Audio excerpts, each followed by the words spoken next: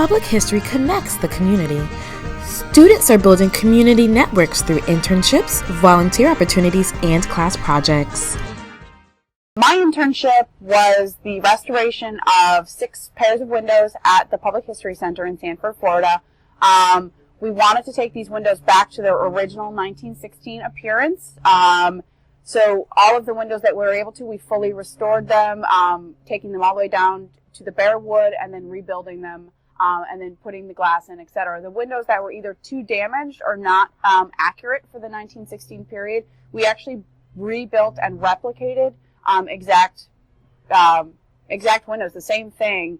They look the same, they work the same, all of the details are the same, but it's actually new windows. We then finished and painted them in the exact same way, so when you look at them, they're all cohesive, you don't see any differences or anything like that. I'm currently completing an internship at AST Exhibits in Orlando, and what I'm doing there is sort of learning the whole process of exhibit creation. I have been coming at everything that I've done up to this point from the standpoint of a historian and through a historian's perspective, and now I'm sort of learning the professional side of the business. I am working on a 4th grade learning module for Seminole County public school teachers. It will be about the founding of Sanford, and the purpose of the module is to incorporate primary sources and artifacts and things in museums, as well as to put those in a digital context for students to be able to use. I love having community members come in, talk to me, ask questions, and to be able to answer any of their questions as well as work with any of their information that they have. I love when former Sanford Grammar students come in and tell us their stories that we can record and we can use to further our research, not only about the museum, but about the community, about Sanford itself, and about Seminole County's history. Often people come into my office and they ask me what projects we have in public history. And when they do that, I turn around the question and say, what do you want to do? That's the beauty of public history. Public history is, if there's a project you want to do, you can go out there and do it. It is very democratic in the sense that it is driven by the interest of faculty, the interest of students, and the interest of the public itself. One of the projects that I've done that focuses on digital preservation and digital archiving with the community was working with the History Harvest, where we invited local community members to come to the Public History Center and have their personal artifacts and family items digitized.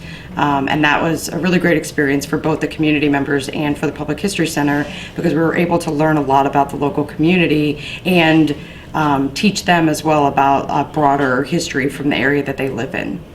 Focusing on the collection and preservation of Central Florida history, the Regional Initiative for Collecting the History, Experiences, and Stories of Central Florida, or RICHES, connects UCF students and faculty with profit and nonprofit sectors of the community. Students have the opportunities to serve as interns, both with these projects and with our community partners. Riches has more than 40 community partners, and a number of those partners offer internship opportunities for students as well. One Riches project is the Glbt History Museum, which aims to collect and preserve the Glbt history of Central Florida. Student internships are available, offering opportunities to serve community partners through Riches. Basically, I realized having an internship would be very valuable, so I went to Dr. Byler here at UCF, and she gave me kind of a list, asked me what I was interested in and whatnot, and gave me a list of internships, and I found one that was most appealing to me. It was working with the Central Florida Glbt History Museum, and basically they're just a grassroots organization of people from the community that realized that the Glbt history here in Central Florida needed preservation, and so they started collecting it, but didn't really have any idea as to how to properly collect it and how to properly process it. So they have a huge collection, and it was my responsibility to go in and look at their collection and kind of go, okay, well, this should go over here, this should go here. I created a finding aid, so I had to go through each and every box and item basically in the entire collection and kind of catalog it essentially. For me, the most important thing is to be flexible, to be understanding of the community's needs, and to act as a facilitator. You're there to help them, and they're there to help you, and you just need to find that balance. One of the most important things that I have learned from this experience is how a non-historian approaches a public history project. I'm finding that in everything that I do, I come at it very much from I'm a historian first and a storyteller or a designer or, you know, that sort of creative side second. And so I'm learning the other aspect of that, how a professional company approaches it in thinking about the entertainment factor as one of the most important things and how to actually engage the audience before the historical content. So that's been really valuable in terms of learning how to create something that will actually accomplish my goals in terms of engaging the audience.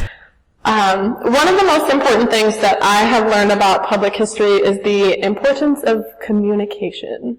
I, in my internship, am in the middle of a bunch of different groups, and it's my responsibility to meet all of their expectations and needs and to do so in a timely manner. And so I've definitely been learning the importance of communication. Find your community connection by visiting history.cah.ucf.edu.